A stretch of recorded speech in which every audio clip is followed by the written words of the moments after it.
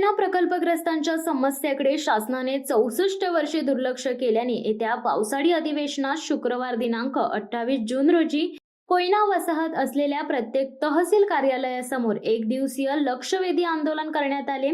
त्याच प्रकारे पनवेल येथे सुद्धा तहसील कार्यालयासमोर अखिल कोयना पुनर्वसाहत सेवा संघातर्फे भर पावसात एक दिवसीय लक्षवेधी आंदोलन करण्यात आले। कोयना जलविद्युत प्रकल्पासाठी सन 1960 साली एकूण 105 गावांचे पुनर्वसन करण्यात आले। त्यावेळी पुनर्वसन कायदा अस्तित्वात नसल्याने प्रकल्पग्रस्तांना पर्यायी जमिनी, नागरी सुविधा इत्यादी बाबींपासून वंचित राहावे लागेल। तत्कालीन मंत्री महोदयांच्या आश्वासनावर कोणतीही तक्रार न करता ज्या ठिकाणी जागा उपलब्ध झाली त्या ठिकाणी स्थलांतरित झालेल्या वसाहती अद्याप सुविधांपासून वंचित राहिलेल्या आहेत। त्यातील रायगड जिल्ह्यात 47 वसाहती, ठाणे जिल्ह्यात 14 वसाहती, पालघर जिल्ह्यात 8 वसाहती, रत्नागिरी जिल्ह्यात 4 वसाहती, सातारा जिल्ह्यातील पाटण व जावळी तालुक्यात सरकून राहिलेल्या एकूण 67 वसाहती आहेत। या वसाहतींचा प्रश्न अद्याप मार्गी लागला नाही। या संदर्भात वारंवार मुख्यमंत्री, पुनर्वसन मंत्री व इतर शासकीय अधिकाऱ्यांना मागण्यांचे निवेदन देऊन सुद्धा कोणतीही कारवाई होत नसल्याने येत्या पावसाळी अधिवेशनात आंदोलन छेडण्यात येणार आहे। तसेच याबाबतचे निवेदन पनवेल तहसीलदार विजय पाटील यांना देण्यात आले। यावेळी अध्यक्ष पवनराव कदम, सदानंद भातोसे, मिलिंद रेवणे, श्रीरंग भातोसे, जयराम कदम, कृष्णकांत कदम, संतोष कदम, दिलीप कदम, सुरेश कदम, शशिकांत कदम, नरेश कदम, मुकुंद कदम, रामचंद्र जाधव, संजय कदम, रघुनाथ पवार, सतीश कदम यांच्यासह अनेक जण उपस्थित होते। तसेच 2 जुलै 2024 रोजी कोकण भवन येथून पावसाळी अधिवेशनात विधिमंडळावर लॉंग मार्चने धडकणार असल्याचे अध्यक्ष पवनराव कदम यांनी प्रसार माध्यमांशी बोलताना सांगितले। कोयना प्रकल्पग्रस्त बंधूंनो, आज आपल्याला 65 वर्षानंतर आंदोलन करायची पाळी येते। अशा प्रकारचं शासनाचं कार्यक्षेत्र चालत असल्यामुळे 65 वर्ष लोटलेली आहेत आणि 65 वर्षांमध्ये आमचं कोयना प्रकल्पग्रस्तांची मी थोडक्यात माहिती देतो। 16 जानेवारी 1955 ला महाराष्ट्र शासनाच्या अधिसूचनेप्रमाणे पंतप्रधान जवाहरलाल नेहरू, यशवंतराव चव्हाण व बाळासाहेब देसाई यांच्या हस्ते धरणाचं भूमिपूजन झालं।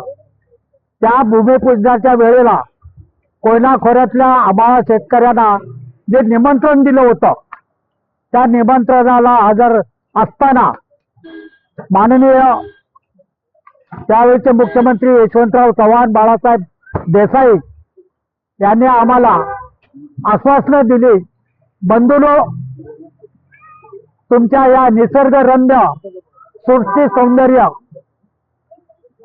वल्लोपार्जित भूमीला कायम सोडून तुम्हाला तिथून स्थलांतर करायचं आहे।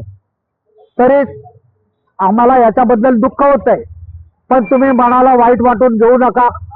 तुम्ही जिथे बोट दाखवाल, महाराष्ट्रामध्ये तुम्ही जिथे बोट दाखवाल तिथे तुम्हाला जमिनी देण्यात येतील, अशा प्रकारची आश्वासनं दिली। आणि खरोखरच त्यावेळेचे ते आमचे नेते एकवचनी एकपत्नी होते।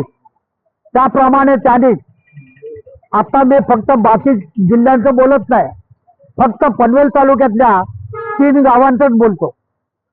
आम्हाला बोट कॅम्प कोयना वेळे पनवेल तालुक्यात तिथे जमिनी दिल्या। जमिनी दिल्यानंतर 2-3 वर्ष गेली असतील। पहिले ही गोष्ट सांगतो की पुनर्वसन कायद्याप्रमाणे ज्या प्रकल्पग्रस्ताचं पुनर्वसन झालेलं आहे ती जमीन शासनाला पण पुन्हा लगेच घेता येत नाही। असं असताना कायदे पायदळी तुडवून महाराष्ट्र शासनाने सुरुवातीला कोकण रेल्वे आली, त्याच्यामध्ये काही जागा गेल्या, म्हणजे 2 वर्षात दिलेल्या जमिनी त्या पुन्हा संपादित झाल्या। त्याच्यानंतर 2 वर्षांनी तळोजा MIDC आली, त्याच्यासाठी परत काही जागा संपादन केल्या आणि 1970 मध्ये नव्या मुंबईच्या विकासासाठी अधिसूचना काढून प्रकल्पग्रस्ताच्या जागा घेता येत नसताना सुद्धा नोटिफिकेशन केलं व आमच्या कोयनावेळे गावाला भूसंपादन नोटीस लावली. ती नोटीस एकदा कॅन्सल झाली, 15 वर्षांनी दुसरा कॅन्सल झाली. अशा प्रकारे आमच्या त्या जमिनी संपादन केलेल्या आहेत. त्या संपादन केलेल्या जमिनीमध्ये 15 एकर जागा शासनाची शिल्लक आहे. आम्ही त्याच्याबद्दल मागणी करतोय. काय त्या 15 एकर जागेचा आम्हाला समाज मंदिर किंवा याच्यासाठी आम्हाला डेव्हलपमेंट प्लॉट मध्ये कुठेतरी द्या ना, ते पण देत नाही. असं असताना आमच्या या सर्व जागा हिरावून घेतलेल्या आहेत.